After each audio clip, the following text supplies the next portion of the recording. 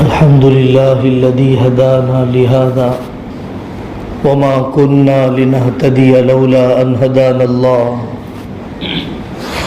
اللهم صل على محمد وعلى آل محمد وبارك وسلم. أما بعد، أعوذ بالله من الشيطان الرجيم. بسم الله الرحمن الرحيم. وضرب الله مثلا كانت قرية آمنة مطمئنة يأتيها رزقها رغدا من كل مكان فكفرت بأنعم الله فأذاقها الله لباس الجوع والخوف. وقال تعالى: فلولا إذ جاءهم بأسنا تضرعوا ولكن قست قلوبهم وزين لهم الشيطان ما كانوا يعملون. صدق اللہ العظیم. میرے عزیزوں اور دینی بھائیوں، اللہ تبارک و تعالی نے ہمیں ایسی شریعت عطا فرمائی ہے کہ جس شریعت میں انسانیت کے ہر مسئلے کا حل رکھا ہے. ثم جعلناک علی شریعۃ من الامر فاتبعها ولا تتبع اهواء الذین لا يعلمون. ہمیں اس شریعت کے بعد کسی اور دین کی، کسی اور ایسی شریعت کی ضرورت نہیں ہے. معاشرہ تعمیر کیا جاتا ہے، بنایا جاتا ہے ایک ایک فرد کی کوشش کے ذریعے سے. افراد کھڑے ہو جائے تو معاشرہ کھڑا ہو جائے. افراد بگڑ جاتے ہیں، معاشرہ بگڑ جاتا ہے. پہلے اینٹ بنائی جاتی ہے، اس سے دیوار کھڑی کی جاتی ہے، دیواروں سے مکان تعمیر ہوتا ہے، مکانوں سے گلیاں، گلیوں سے سوسائٹیاں، محلہ جات، محلوں سے شہر، شہروں سے صوبے، صوبوں سے ملک، ملکوں سے دنیا. جب تک اینٹ نہیں درست ہوگی پوری دنیا کا نظام درست نہیں ہوگا. جب تک کہ ہر فرد کا، میرا اور آپ کا عمل درست نہیں ہوگا دنیا نہیں سدھرے گی. میں ایک سدھر جاؤں دنیا کے بگڑے ہوئے انسانوں میں ایک تو کم ہو جائے گا. ہر آدمی اصلاح کی کوشش دوسرے سے شروع کرنا چاہتا ہے. ڈاکٹر کے پاس جاتے ہو، اپنی بیماری سناتے ہو، دوسروں کی بیماریاں نہیں. دین کی بات آدمی جب سنتا ہے تو دوسروں کی کمیاں سوچتا ہے، اپنی کمیاں نہیں. آئینہ رکھ کر اپنی کمیاں دیکھی جاتی ہے، آئینہ رکھ کر دوسروں کی کمیاں نہیں دیکھی جاتی ہے. میں نے جو آج اور اب بات سنی ہے، اس آئینے کے اندر پھوڑا میرے چہرے پر کہاں ہے، پھنسی میرے چہرے پر کہاں ہے، عملی کوتاہی کہاں پائی جاتی ہے، اس کو غور کرنا چاہیے. حضرت محمد صلی اللہ علیہ وسلم نے مدینہ المنورہ میں مسجد نبوی تعمیر فرمائی، 9 مکانات تعمیر فرمائے. رہنے والے یہودیوں، عیسائیوں، مشرکوں کے ساتھ اگریمنٹ کیا، میثاق مدینہ آپ نے لکھوایا. مدینہ منورہ میں آپ نے جو معاشرہ تعمیر کیا ہے، اس مجلس میں میں سنانا چاہتا ہوں کہ مدنی معاشرہ کیسا تھا. وہاں صبح کب ہوا کرتی تھی، وہاں رات کب ہوا کرتی تھی، وہاں عورتوں کا پردہ کیسے ہوا کرتا تھا، وہاں کاروبار کیسے اخلاقیات پر، اور وہاں کا کاروبار کیسے سود و بیعت سے پاک، وہاں مکتب کیسے قائم کیے جاتے، نکاح و طلاق کے مسئلے کیسے حل کیے جاتے، آنے والی جماعتوں اور وفود کا استقبال کیسے کیا جاتا، مسجد کا ماحول ہر آنے والے کے لیے اسلام قبول کرنے کا ذریعہ کیسے بن جاتا تھا۔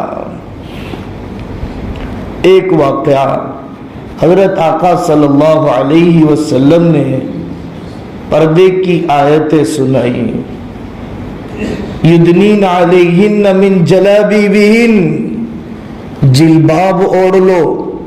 جلباب کسے کہتے ہیں؟ جس میں پورا جسم ڈھک جائے سوائے ایک آنکھ کے، پورا جسم ڈھک جائے سوائے ایک آنکھ کے، اسے کہا جاتا ہے جلباب۔ تنگی کا زمانہ، ایک صحابیہ نے پوچھا یا رسول اللہ، ہم میں سے ہر ایک کے پاس اتنی چادر نہیں ہوتی ہے۔ آقا نے فرمایا پھر تو وہ اپنی بہن کی چادر میں گھس جائے، لیکن بے پردہ نکلنے کی اجازت نہیں دی گئی۔ کپڑوں کی تنگی۔ حضرت فاطمہ رضی اللہ عنہا سے حضرت رسول اللہ صلی اللہ علیہ وسلم ملاقات کے لیے آئے، حضرت عمران ابن حسین کے ساتھ۔ آپ نے فرمایا میرے ساتھ عمران ابن حسین ہے، میں اندر آ سکتا ہوں؟ حضرت فاطمہ رضی اللہ عنہ نے فرمایا کہ ابا جی میرے پاس اتنا کپڑا نہیں ہے کہ میں اپنا چہرہ ہاتھ پیر ڈھانک لوں اور اجنبی شخص کو آنے کی اجازت دوں۔ تب آقا صلی اللہ علیہ وسلم نے اپنی پاس جو چادر تھی وہ اندر دے دی۔ حضرت فاطمہ رضی اللہ عنہا نے اسے اوڑھا، اور پھر اوڑھنے کے بعد اجنبی مرد کو اندر آنے کی اجازت دی گئی۔ جنازوں میں بے پردگی گوارا نہیں، میدان کربلا میں بے پردگی گوارا نہیں، شادی جنازے میں بے پردگی گوارا نہیں، یہ حیا۔ اور جہاں بے پردگی آ جاتی ہے وہاں دل ناپاک ہو جاتے ہیں۔ وَإِذَا سَأَلْتُمُوهُنَّ مَتَاعًا فَاسْأَلُوهُنَّ مِنْ وَرَاءِ حِجَابٍ ذَلِكُمْ أَطْهَرُ لِقُلُوبِكُمْ وَقُلُوبِهِمْ۔ حضرت ابو بکر سے پردہ معاف نہیں، امی جان حضرت عائشہ سے پردہ معاف نہیں، رسول اللہ صلی اللہ علیہ وسلم سے پردہ معاف نہیں۔ پردہ صرف عورتوں کا نہیں، پہلے مردوں میں زندہ ہوتا ہے۔ آنکھوں کا پردہ، ناک کا پردہ، اجنبی عورت کے جسم سے مہکنے والی خوشبو کو نہ سونگھے۔ ایما امرأۃ استعطرت فمرت بالمجلس فہی زانیہ، جو خوشبو لگائے نامحرم کی مجلس سے گزرے، تمنا ہے کہ خوشبو مہکے نامحرم تک پہنچے، وہ عورت تو بے حیا ہے۔ میں تاریخ کا ایک واقعہ سناتا ہوں۔ ابو جعفر منصور کی بیوی ہلاکو خان کے ہاتھ لگ گئی۔ ہلاکو خان کافر تھا اور ابو جعفر منصور کوئی اللہ والا بادشاہ نہیں تھا، لیکن بہرحال مسلمان تھی۔ ہلاکو خان نے کہا کہ ہم آپ سے نکاح کریں گے۔ اس خاتون نے کہا بہت اچھی بات ہے، اب تو میرا شوہر بھی مر گیا، لیکن میں اپنے شوہر کا ایک راز بتلانا چاہتی ہوں۔ وہ راز یہ ہے کہ تلوار رکھی ہے، اگر اس تلوار کو میرے شوہر استعمال کرتے تھے تو وہ تلوار کاٹنے کا کام کرتی، اگر کوئی اور استعمال کرتا ہے تو یہ تلوار کاٹنے کا کام نہیں کرتی ہے۔ ہلاکو خان نے کہا یہ تو عجیب بات ہے، آپ کو یقین نہیں آیا؟ آپ میری نوکرانی سے کہیے یہ تلوار میرے اوپر چلائے، اس کا کوئی اثر نہیں ہوگا۔ تو یہ حیرت انگیز تجربہ کرنے کے لیے نوکرانی نے تلوار لے کر ابو جعفر منصور کی بیوی پر چلایا، گردن جسم سے جدا ہو گئی، اور ہلاکو خان ہاتھ ملتے رہ گیا کہ اس عورت نے اپنی مکاری سے اپنی جان میرے ہاتھوں سے چھڑا لی۔ مرنا تو گوارا کیا، لیکن نامحرم کافر کے ہاتھ کا لگنا گوارا نہیں کیا۔ باتیں بہت سی ہیں میرے عزیزوں، معاشرے میں حیا، مردوں میں حیا، عورتوں میں حیا۔ حیا بہت بنیادی چیز ہے اسلامی معاشرے کے اندر۔ صبح ہو جاتی تھی وہاں پر فجر کے ذریعے سے، رات ہو جاتی تھی عشاء کے ذریعے سے۔ جو قوم جلدی نہیں سوتی ہے وہ دنیا کے بھی زبردست نقصانوں کو اٹھاتی ہے۔ وہاں کا معاشرہ، میں آپ کو بھٹکل کی مثال سناتا ہوں۔ حضرت علی میاں ندوی رحمۃ اللہ علیہ نے اس کے بارے میں فرمایا، عالم اسلام کے لیے مثالی کہلائے جانے کے قابل گاؤں 1200 سال سے دارالقضا چلتا ہے۔ دارالقضا جہاں پر نکاح، طلاق، میراث کی کونسلنگ کی جاتی ہے، اور 200 سال کے مقدمے رکھے ہوئے ہیں، 200 سال کے کیسز آفس میں رکھے ہوئے ہیں، 200 سال کے کاغذات تو ہندوستان کی عدالت میں نہیں ہے لیکن ان کے پاس رکھے ہوئے ہیں، اور پوری برادری دنیا میں جہاں پر بھی رہتی ہے علماء کے فیصلے کا احترام، علماء کے فیصلے کا احترام۔ ہمارے مقدمے غیروں کی عدالت میں نہیں جائیں گے۔ حضرت علی میاں فرماتے ہیں، اگر تم غیرت مند بننا چاہتے ہو حکومت تمہیں نقصان نہیں پہنچا سکتی، اور اگر تم بے غیرتی کی زندگی گزارنا چاہتے ہو حکومت کی بھیک تمہیں مالدار نہیں کر سکتی ہے۔ ایک اور گاؤں ہے مدراس میں جس کو میلوی شارم کہا جاتا ہے۔ آج بھی آپ اپنی آنکھوں سے دیکھیں گے سڑک پر کوئی عورت بے پردہ نہیں ہے۔ آج بھی دیکھیں گے کہ پانی بھرنے کے لیے نکلنے والی بیٹی برقعے میں ڈوبی ہوئی ہوا کرتی ہے۔ آج بھی وہاں پولیس اسٹیشن نہیں ہے۔ پولیس اسٹیشن کیوں قائم کیا جائے؟ ہمارے پاس جب کوئی آنے والا ہی نہیں ہے، علماء کی ایک کمیٹی ہے، 100% بستی کے لوگ وہیں پر اپنی ساری پنچایتیں چکاتے ہیں، تو حکومت بے فضول تنخواہوں کو ضائع کیوں کرے؟ یہ میلوی شارم کا علاقہ 800 طلبہ 700 طلبہ مدرسے میں پڑھتے ہیں۔ مفتی محمود الحسن صاحب گنگوئی رحمۃ اللہ علیہ نے وہاں پر اعتکاف کیا، اپنے اسکول قائم کیے، اپنا ہاسپٹل قائم کیا، اپنا مدرسہ قائم کیا، اپنے اکابر سے اپنے آپ کو جوڑا، بڑے سے بڑے بزرگ نے ان کو وقت دیا، حرم کے امام کو بلایا، بستی نورانی بن گئی اکابر کے قدموں کے پڑھنے کی وجہ سے۔ شادی کی رسومات کو ختم کر دیا گیا۔ ایک موقع پر ایک مجلس میں 50 سے زیادہ انہوں نے نکاح کروائے حضرت مفتی محمود الحسن صاحب گنگوئی رحمۃ اللہ علیہ کے ذریعے سے، اور کچھ دن کے بعد لاکھوں کی رقم دارالعلوم دیوبند کو بھیجا اور یہ کہا کہ حضرت آپ نے تو ایک مجلس میں نکاح کر دیا، ہمارا اتنا پیسہ شادی کی رسومات میں لگنے والا تھا، ہم نے وہ پیسہ دارالعلوم دیوبند کی خدمت میں بھیجا ہے۔ معاشرے کو ایک ایک شخص اپنی ذمہ داری سمجھے. کاؤنسلنگ سینٹر جہاں ایک ایک نوجوان کی کاؤنسلنگ کی جاتی ہو کہ بیٹا آپ تعلیم کے کس میدان میں جانا چاہتے ہیں, آپ کے نکاح میں کیا رکاوٹیں ہیں, اور آپ کی صحت کی حفاظت کے لیے جم کا قیام, ورزش گاہوں کا قیام, صحت کی حفاظت بھی اسلام سکھلاتا ہے. ایسا نہیں کہ نکاح کے بعد نامردی کے واقعات, نکاح کے بعد حق تلفی کے واقعات, مایوسی سے نسلوں کو نکالنا ہے, جذباتیت سے نسلوں کو نکالنا ہے. حکومت کے بدلنے سے ہمارے حالات نہیں بدلیں گے. صرف حکومت کا قصور نہیں ہے, میری بدعملی کا قصور ہے.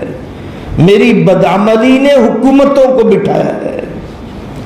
خودکشی کون کرتا ہے؟ جس کو اللہ کی ذات سے امید نہ ہو. خودکشی کون کرتا ہے؟ جس کو آخرت پر یقین نہ ہو. خودکشی کون کرتا ہے؟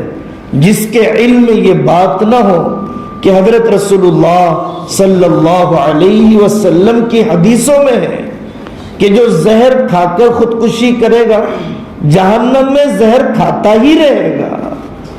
چھری اپنے پیٹ میں گھسا کر خودکشی کرے گا, وہ چھرا گھونپتا ہی رہے گا. پہاڑ سے اپنے آپ کو پھینک کر خودکشی کرے گا, وہ اپنے آپ کو پھینکتے رہنے کے عذاب میں ہی ڈالے گا. خودکشی سے مسائل ختم نہیں ہوتے, ختم نہیں ہونے والے مسائل شروع ہو جاتے ہیں. اب تو گھبرا کے کہتے ہیں کہ مر جائیں گے, مر کر بھی چین نہ آیا تو کہاں جائیں گے. اب تو گھبرا کے کہتے ہیں کہ مر جائیں گے, مر کر بھی چین نہ آیا تو کہاں جائیں گے.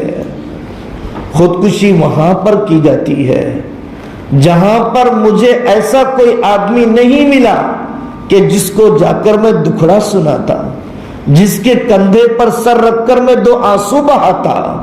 کسی سے مجھے تسلی کے 2 بول مل جاتے. معاشرہ خودکشی کرواتا ہے, معاشرہ ہمتیں توڑتا ہے. خودکشی کرنے سے پہلے ہم نے اسے قتل کیا ہے, یہ حقیقت ہے. میرے بچے نے 10ویں کے امتحان میں ناکامی پر خودکشی کی, اس لیے کہ پورا معاشرہ اسے ڈس انکریج کر رہا ہے, اس کی ہمت توڑ رہا ہے. میں نے گناہ کے بعد اپنے آپ پر قابو نہ پایا, کیونکہ مجھے یقین تھا کہ یہ مجھے معاف نہیں کریں گے. تو آپ نے پہلے اس کو قتل کیا, پھر اس نے بعد میں اپنے آپ کو قتل کیا. شادی کے بعد بے حیائی کے تعلقات, نکاح تو وہ ہے کہ جو میری جوانی کو محفوظ رکھے. معراج کی رات میں حضرت رسول اللہ صلی اللہ علیہ وسلم نے دیکھا عورتیں اپنے سینوں کے ذریعے سے لٹکی ہوئی ہیں. حضرت جبرائیل علیہ السلام نے فرمایا کہ یہ وہ عورتیں ہیں جو نکاح کے باوجود بھی ناجائز تعلق رکھا کرتی تھی. سڑا ہوا گوشت کھا رہے ہیں تازہ گوشت چھوڑ کر, سڑا ہوا گوشت کھا رہے ہیں تازہ گوشت چھوڑ کر. حضرت جبرائیل علیہ السلام نے فرمایا یا رسول اللہ, یہ وہ مرد ہیں کہ جن کے پاس حلال بیویاں ہیں پھر بھی یہ حرام راستے کی طرف جاتے ہیں. میں نے گھر میں محبت نہیں دی, تبھی میری اولاد نے باہر محبت تلاش کی ہے. میرے محبت نہ دینے کی وجہ سے باہر محبت تلاش کی گئی ہے. دیکھیے, نکاح وقت پر ہونا چاہیے.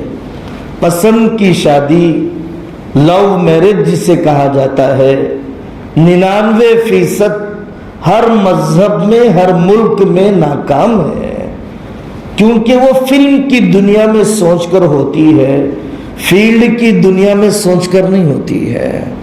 وہ خوابوں کی دنیا میں رہ کر ہوتی ہے, حقیقت کی دنیا میں رہ کر نہیں ہوتی ہے. پسند کی شادی جذبات کے بہاؤ میں ہوتی ہے, حقیقت کی حقیقت کی سوچ کے ساتھ نہیں ہوتی ہے، اسی لیے وہ نکاح ٹوٹ بھی جاتے ہیں۔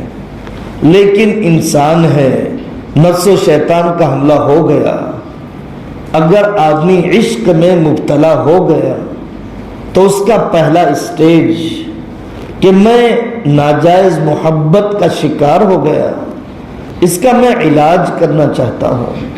حضرت آقا صلی اللہ علیہ وسلم سے ایک صحابی انتہائی بے قابو پن میں فرماتے ہیں، یا رسول اللہ اب تو مجھے زنا کی اجازت دے دیجیے۔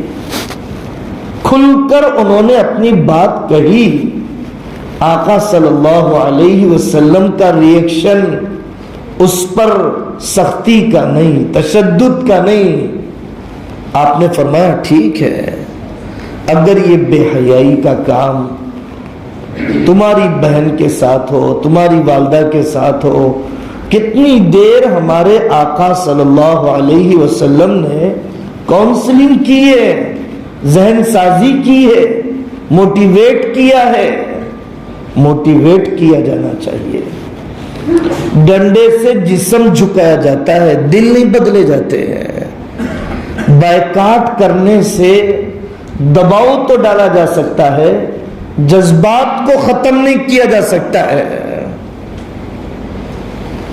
پہلا مرحلہ آپ اس کے نقصانات بتلائیے۔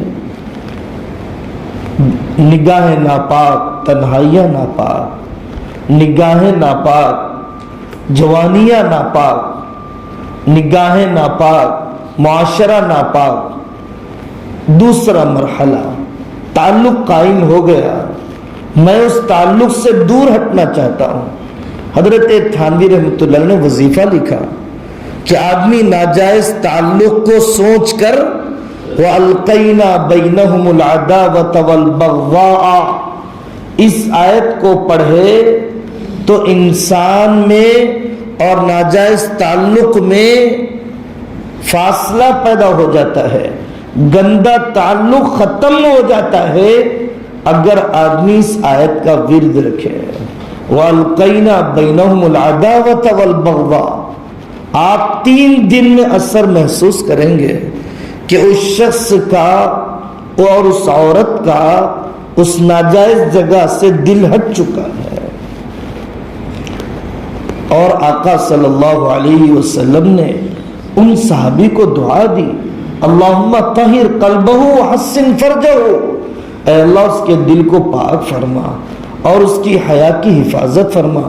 اس شخص کو آقا نے دعا دی جس شخص نے زنا کی اجازت چاہیے۔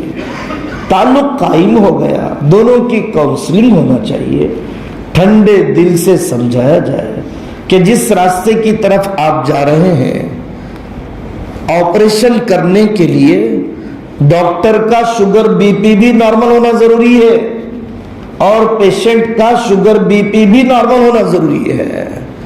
اگر ڈاکٹر کا شوگر بی پی اب نارمل ہو، وہ آپریشن کرنے کے قابل نہیں، پیشنٹ کا شوگر بی پی اب نارمل ہو تو وہ بھی آپریشن اور سرجری کیے جانے کے قابل نہیں، تھوڑی سی چھری لگاؤں گا خون زیادہ بہہ جائے گا۔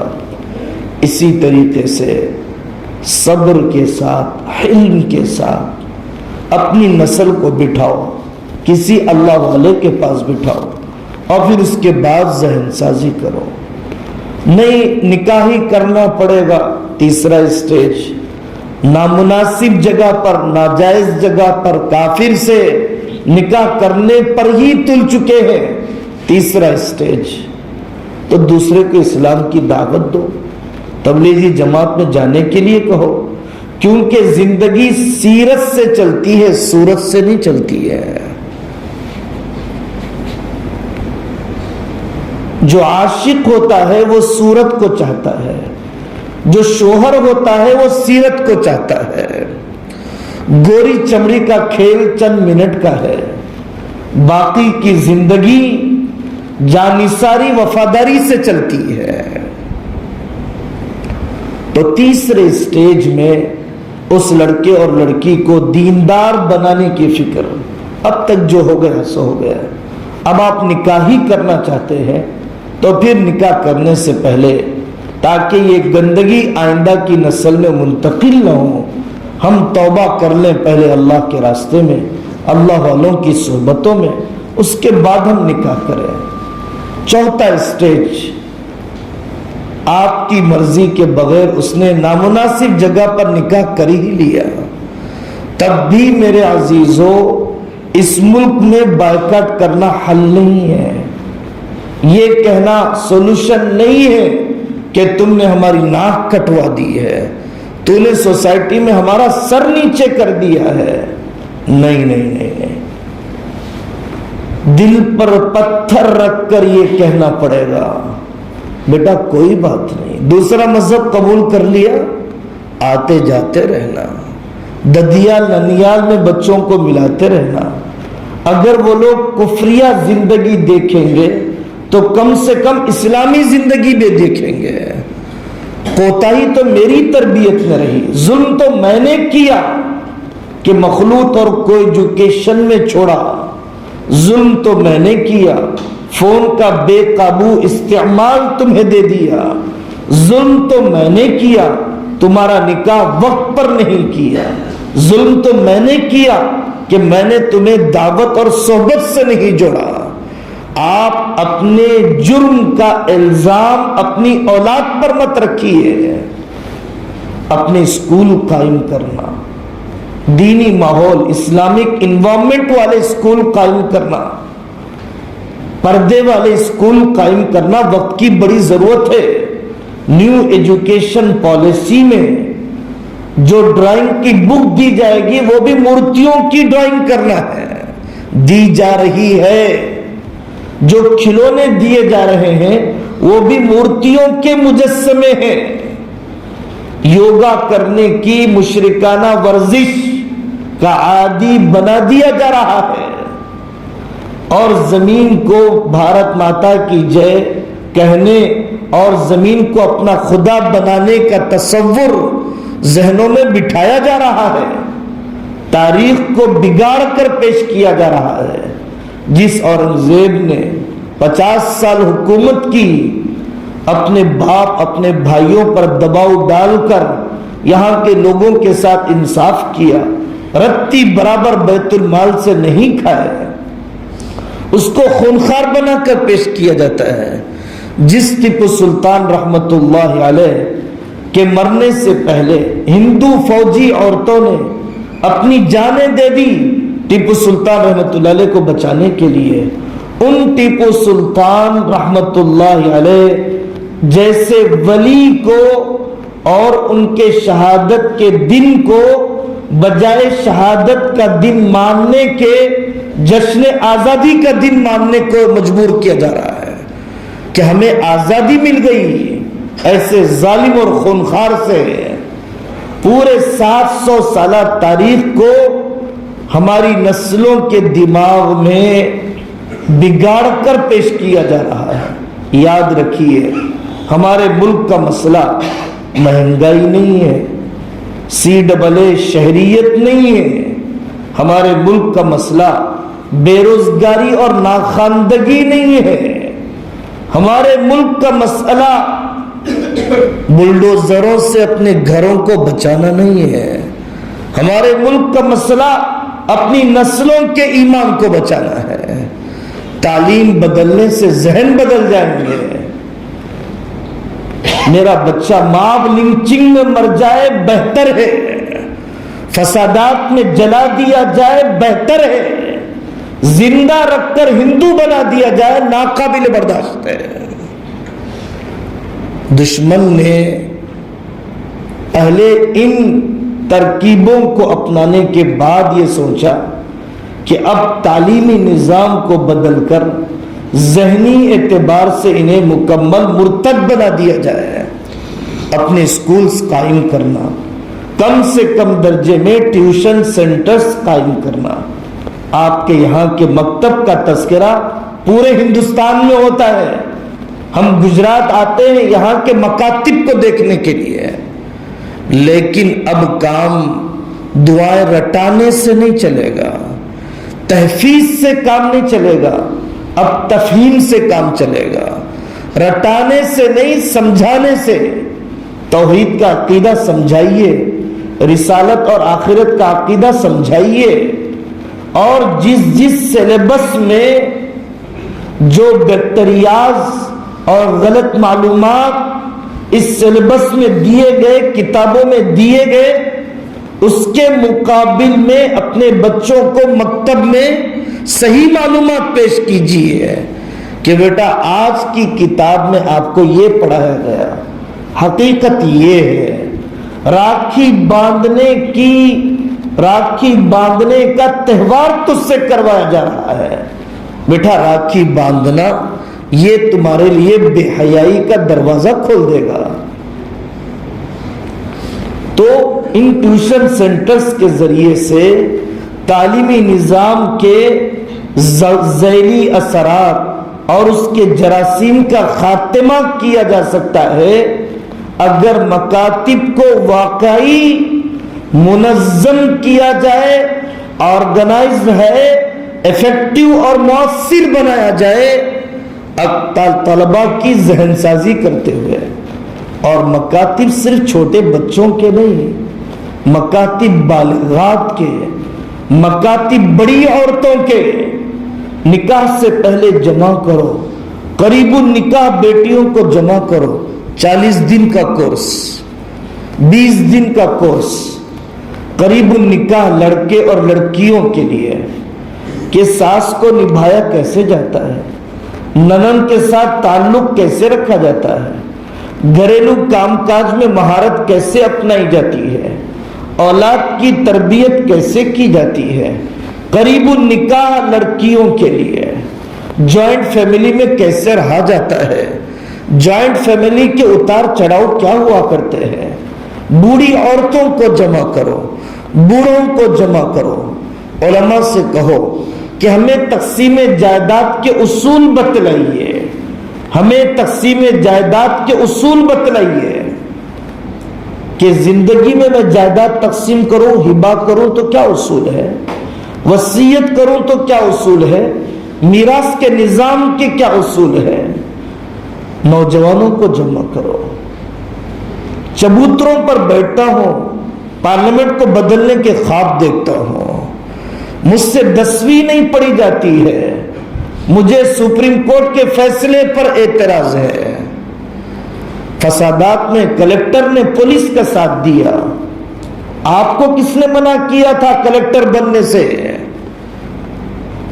اندلس کے بادشاہ سے بادشاہ چھن گئی، اپنی ماں کے پاس روتے ہوئے آیا تو ماں نے کہا بیٹا میدان میں جواں مردی کے ساتھ مقابلہ نہیں کر سکتا تو عورتوں کی طرح رونے سے کیا فائدہ ہے، میدان میں مردوں کی طرح مقابلہ نہیں کر سکتا تو عورتوں کی طرح رونے سے کیا فائدہ ہے۔ بعض بادشاہوں سے سلطنتیں چھن گئی تو انہوں نے کہا رات کی شراب اور دن کے سونے نے سلطنت چھین لی ہے، رات کی شراب اور دن کے سونے نے ہم سے سلطنت چھین لی ہے۔ اپنے نوجوانوں کی کاؤنسلنگ، بیٹا آئی پی ایس میں کیسے جاؤ گے، آئی ایس میں کیسے جاؤ گے، اعلیٰ تعلیم میں کیسے جاؤ گے، ملک کی تعمیر میں تم کیسے حصہ لو گے تاکہ امت مسلمہ پر جو حالات ہیں وہ ختم ہو جائے۔ مسئلہ اسلام کا نہیں ہے، اسلام قیامت تک رہے گا، مسئلہ میرا اور آپ کا ہے کہ میں اور آپ موت تک مسلمان رہیں گے یا نہیں رہیں گے۔ کیف تہلک امۃ انا فی اولیہا والمہدی فی اوسطہا وعیسی ابن مریم فی آخرہا۔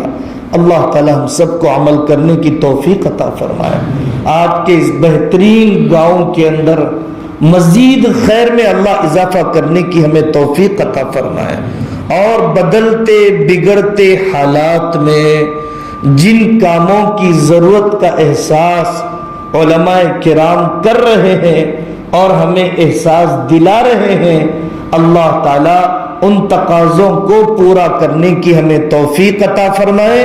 وآخر دعوانا ان الحمد للہ رب العالمین۔